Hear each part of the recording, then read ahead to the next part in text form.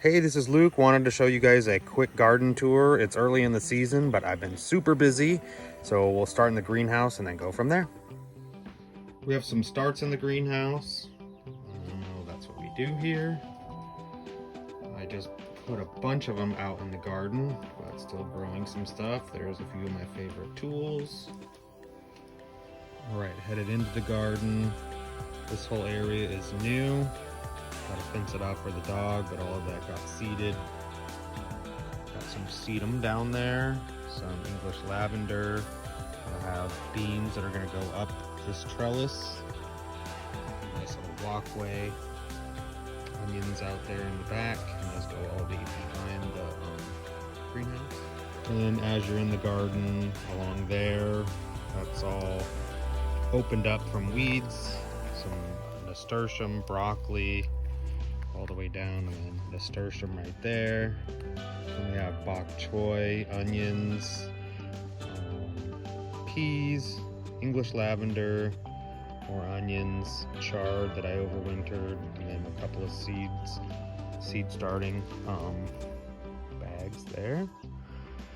And then those are radishes, and in between those are turnips.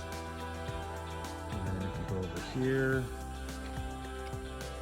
the green ones are radishes. And let's see if we can see, here we go. There's some beets, those would be through there.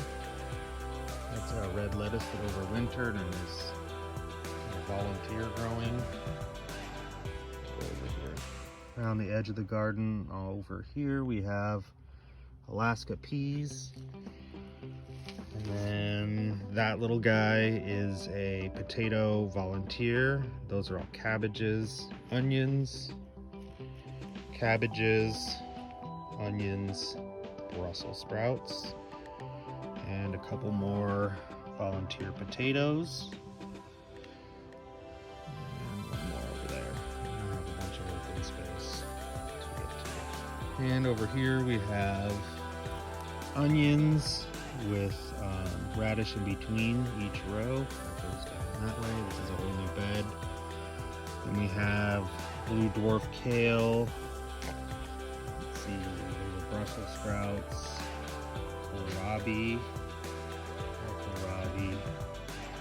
and bok choy.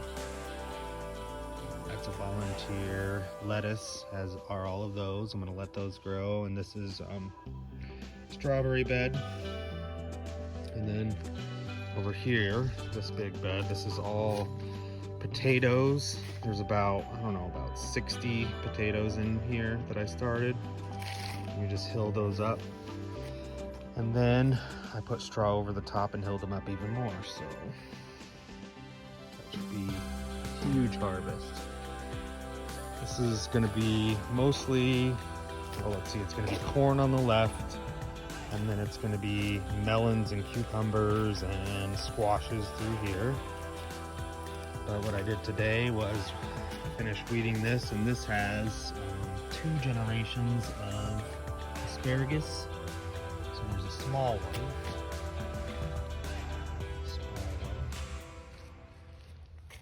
A small one. I did bury some bigger crowns in here, so there's an example of a bigger crown. And you just let that grow for like, 2 or 3 years on that one, and then like 3 to 4 years on those ones. We'll have a nice asparagus patch. Over from here, those green pieces that you see there, those are all sunchokes. And more potatoes and mounds. Those are just breaking the surface when I put compost on them. This is a super important thing. This is my mulch pile. I keep it covered up most of the time. And I'll have to start a new one soon, but that one I've been using in the garden. It's been seasoning since, end of summer. I don't think I mentioned these ones, but let's see, we have, radishes in there, Grand Rapids, that would be lettuce, spinach, That's the spinach I grew last year and then I harvested the seeds. This is going to be mesclun mix, which is all kinds of different lettuces and kales. This is radish. These are going to be multicolored radish. Those are going to be really cool. They said container variety. So we'll see about that guy. Okay, this is the in between the she shed and the fence, and I had put cardboard down and bark probably early winter. So now I planted 1, 2, 3. Those are artichokes. Those will get really big. That's a perennial, and maybe like a year or 2 years I'll get really big ones, but hopefully I'll get some this year too.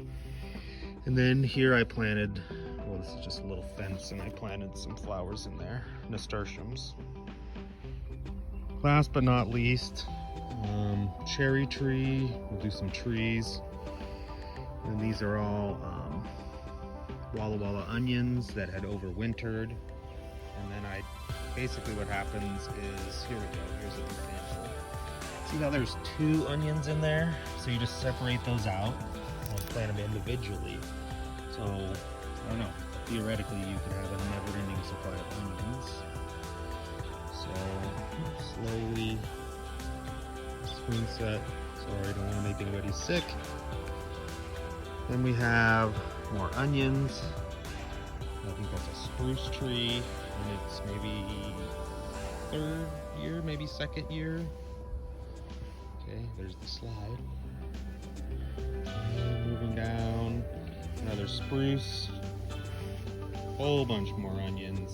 And as we look down, we have a 2-year-old apple tree. Onions around it. And then finally the apple tree that came with the house. So cool thing is, I think the cherry tree and the apple tree, this will be their 1st year that they have fruit. There's some blooms. Pretty. Anyway, that's the garden tour. A lot more work to do and a lot more stuff to plant, but that's what I love to do. I guess you can't forget about the heart of the garden, and that is starting stuff inside. So tomatoes and peppers and all kinds of weird stuff, man. Check it out. All right, hopefully this was fun. It's something I'm passionate about, and so I thought I'd put something together to share. Have a good gardening day.